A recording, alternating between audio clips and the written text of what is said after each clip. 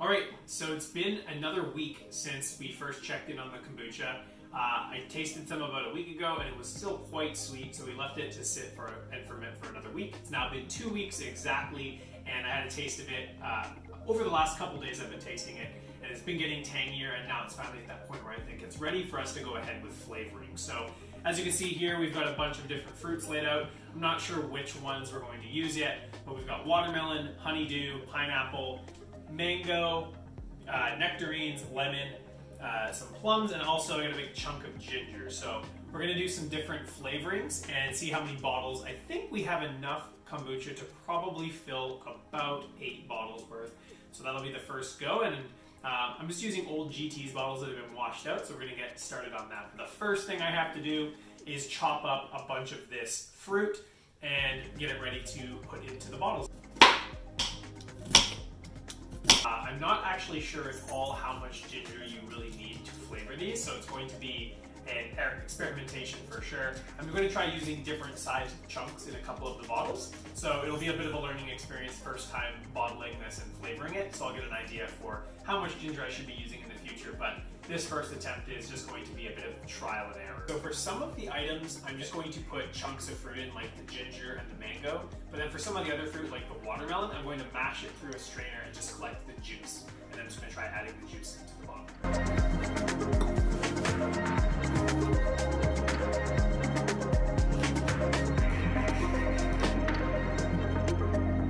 Alright, so I've finished juicing the watermelon and lemons, as well as chopping up some mango and nectarines. I also have some ginger here. Other flavors I'm going to try out as well are this cayenne chili powder. Okay, so I've got 7 bottles here, and I'm just going to add a little bit of my mixture of fruit and juice to each of these, and then we'll get pouring over with the kombucha, which I'm also going to take out the SCOBY and set that aside just so I don't run into any difficulties while pouring that out. And as far as helping with the pour, I do have some funnels that I bought at the dollar store, Dollarama. For $1.25, comes with 3 funnels. So that should just help with actually getting the liquid into each bottle.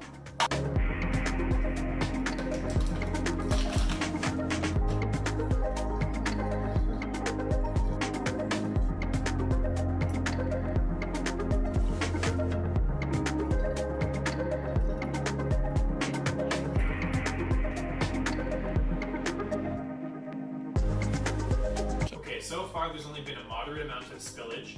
I definitely, instead of pouring directly from a bowl, should have opted to use a measuring cup or something instead to get a better pour, even with the funnel. That being said, right now, these ones currently have, these 4 have watermelon juice in there and ginger. And then these 2 have just mango, these 2 have mango and nectarine. I'm going to do a mango cayenne flavor, I've decided. So I have to add the ginger into the mango cayenne one as well. And then this one's I'm actually going to leave without ginger. And then from there, I think the only thing left to do is remove the SCOBY from the actual tea and get to pouring.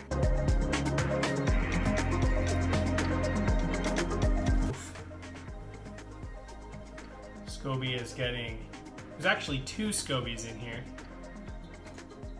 Our main SCOBY, and then we have this other SCOBY that's been growing in there, and they're actually attaching a little bit.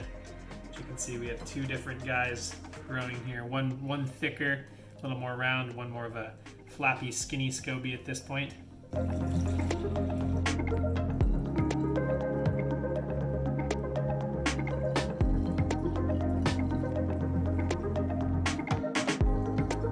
So even though I said there was only enough here to do 7 bottles. For some reason I had out 8 bottles, so I've had to move one off to the side. But I do have 7 pretty full bottles here. I'm going to put the caps on them, and then they're going to do their second fermentation. Now, how long that's going to take depends on how hot it is. So if you're in a warmer climate, it may be quicker, 3 or 4 days. But could be up to a week, closer to the same length, possibly even as that first fermentation, to really get good carbonation. Now, you don't want to let them carbonate for too long because the bottle may explode if it builds up too much pressure. So you might want to just check on one of the bottles, try twisting the cap and seeing if you get that sound and if the carbonation is building up. Otherwise, I'm just going to put these into the cupboard and let them carbonate for a few days, periodically checking on them to see how they're doing from a carbonation standpoint. Okay, so I do want to note, I may have been able to fill up the last bottle if I had used all of my liquid, but I did want to save some liquid here so that I have starter liquid for my next batch. I also have, if this looks like it's not very much, it's because it isn't. Typically you want to save about a cup of starter liquid, maybe a little bit more for your next batch. I do have another container that I grew my first SCOBY in that also has some liquid in it that I could use to start a batch of tea. So I'm actually going to probably get another batch of kombucha going tonight while these ones are doing their second fermentation. We're gonna get this guy fired up again, get the SCOBYs back in there once I've boiled some tea and sugar, and then we're gonna be getting our next batch of kombucha going while we wait for the fermentation to happen on these. So this is part 3. Make sure you go back and check out part 2 and part 1. Part 1 is how you start your SCOBY. Part 2 is the first fermentation. This was the bottling, and now we wait on our second fermentation. The most exciting part is coming up, which is going to actually be tasting the kombucha. Thanks for watching, and make sure you check out the other videos.